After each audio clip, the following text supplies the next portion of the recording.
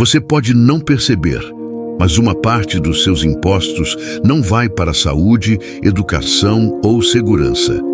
Ela financia salários que ultrapassam, e muito, o teto do serviço público. E não é um detalhe pequeno. Isso afeta diretamente o quanto sobra no orçamento do país. E, indiretamente, no seu bolso. E tem um ponto aqui que quase ninguém explica direito. O tema dos supersalários voltou ao centro do debate no Supremo Tribunal Federal e no Congresso. Em teoria, existe um teto constitucional. Na prática, ele é frequentemente ultrapassado, não por ilegalidade direta, mas por mecanismos criados dentro da própria estrutura do Estado. E é aí que começa o problema real. O teto do funcionalismo foi criado para limitar gastos e evitar distorções.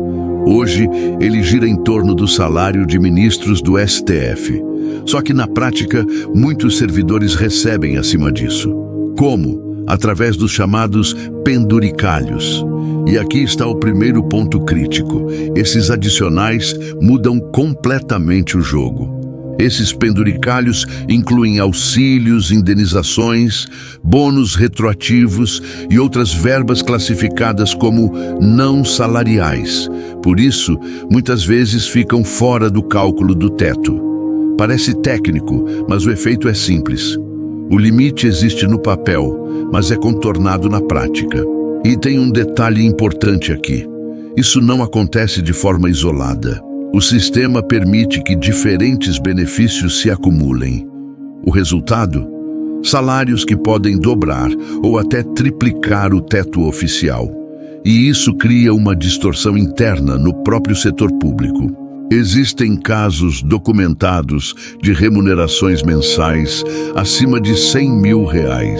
Em alguns meses específicos, com pagamentos retroativos, esse valor pode ser ainda maior. Não estamos falando de exceções raríssimas. Esses episódios aparecem com frequência em relatórios oficiais. Agora pense no impacto agregado. Quando você multiplica esses valores por centenas ou milhares de servidores, o custo explode. E esse dinheiro não surge do nada.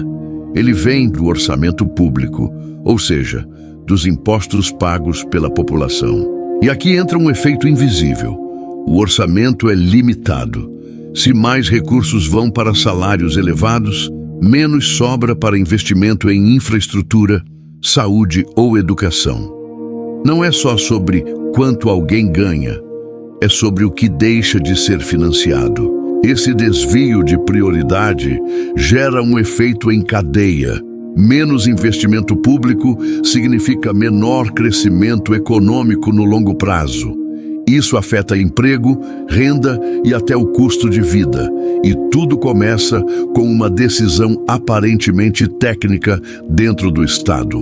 Outro impacto importante está na percepção de justiça. Quando parte da população vê salários muito acima do teto, financiados por impostos altos, a confiança no sistema diminui. E confiança é um ativo econômico poderoso. Sem ela, investimentos caem. E tem mais. Isso pressiona o próprio sistema fiscal. O Brasil já tem uma carga tributária elevada. Quando os gastos crescem sem controle, a tendência é aumentar impostos ou cortar serviços. Em ambos os casos, o impacto recai sobre a população. Agora conecta isso com inflação e juros. Um Estado que gasta mais do que deveria precisa financiar esse gasto. Isso pode elevar a dívida pública, pressionar juros e afetar crédito. Ou seja, o efeito sai do funcionalismo e chega até o financiamento da sua casa. Se olharmos para trás, não é a primeira vez que distorções salariais geram problemas fiscais. Países que perderam controle sobre gastos públicos enfrentaram crises severas. A diferença é que, no Brasil, isso acontece de forma fragmentada e silenciosa. Comparando com outros países, o cenário muda bastante. Em muitos lugares, benefícios extras são mais restritos ou totalmente incorporados ao salário, o que impede esse tipo de ultrapassagem indireta do teto. E isso não é por acaso. Esses países evitam penduricalhos porque priorizam previsibilidade fiscal.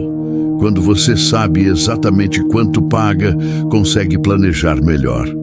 No Brasil, a flexibilidade abre espaço para distorções e reduz a transparência do sistema. Hoje existem propostas para limitar esses adicionais e tornar o teto mais efetivo. Parte do Congresso defende regras mais rígidas. Já decisões do Supremo Tribunal Federal têm, em alguns casos, permitido exceções. E esse conflito mantém o tema travado. Os cenários daqui para frente são dois. Ou o sistema é ajustado, reduzindo brechas e aumentando o controle, ou as distorções continuam crescendo. E quanto mais tempo passa, mais difícil fica corrigir, porque os custos já estarão incorporados.